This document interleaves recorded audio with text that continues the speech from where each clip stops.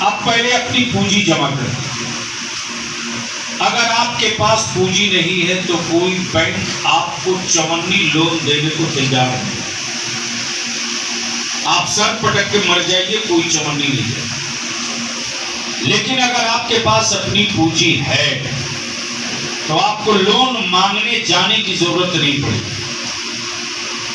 Bank का manager खुद चलाएगा आपके दरवाजे और 20 लोन की स्कीम आपको समझा देगा।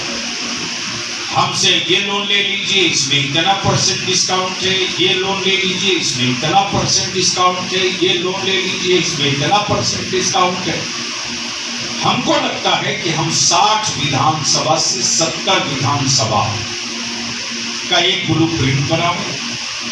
और जो मैं गुजारिश कर रहा हूं ये कि हर उस विधानसभा के गांव से, मान लीजिए करगहर विधानसभा या सासाराम विधानसभा, जैसा कि आपने आरिफ भाई बताया कि साहब 3 उम्मीदवार लड़े और तीनों को 12-12 हजार वोट आए, टोटल इतनी आया।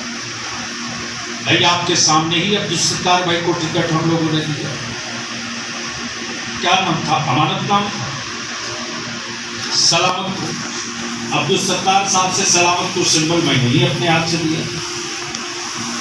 आपके दुर्गावती से क्या नाम था उस लड़के? बाबर, तो उसको टिकट मैंने खुद ही दिया। भभुआ से इनामुल को, वो सीट मेरी ही डिक्लेयर की हुई थी जहां से आज भाई जमा खान साहब। तो इस तरह से सीटें हमने चुन करके उस जमाने में 42 उम्मीदवार दिए और 42 हम जान रहे थे कि हालात क्या होंगे, लेकिन ये भी जानना थे कि कम से कम इन सीटों पर एक मर्तबा मामला तो आ जाए। अब ये पिछले विधानसभा में बिल्कुल आप नोट कर लीजिए कि कहीं से कोई भी सेकुलर कहलाने वाले का वोट ट्रांसफर आपके उम्मीदवार को पिछले 10 सालों से नहीं हुआ। हाँ, इस बात को, सच्ची बात को कबूल करना पड़ेगा। हमारे मुख्तार भाई जो जिला सदर है, लगता निकल गए हैं, यानी वो मुख्तार भी बाहर आ गए। ये डुमरांव विधानसभा से, वहाँ बहुत बड़ी आबादी मुसलमानों की नहीं, निसार भाई करीब से, लेकिन पहली मर्तबा टिकट वहाँ दाऊद अंसारी साहब को मिला और वोट ट्रांसफर हुआ। कोई सोच नहीं सका था कि बेगूसराय से भी मुसलमान लोकसभा का चुनाव जीते, लेकिन भाई मुनाजिर साहब जीते।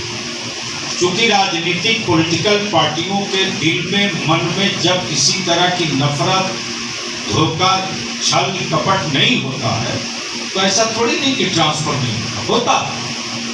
लेकिन जब संकट में लोग होंगे तब आपकी पूछो, क्राइसिस में आपकी पूछो।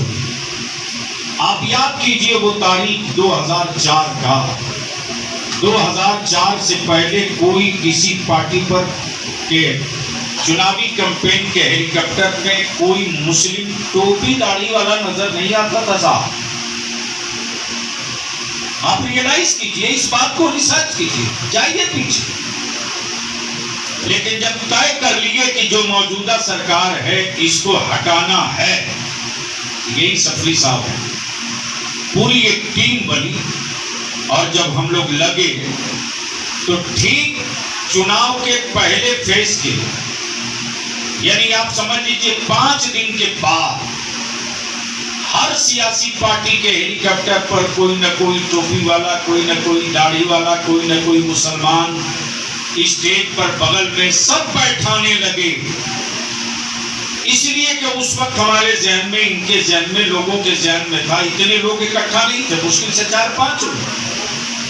और ये था कि जो पहले क्राइसिस है इसको अपना पहले एहसास दिला दी।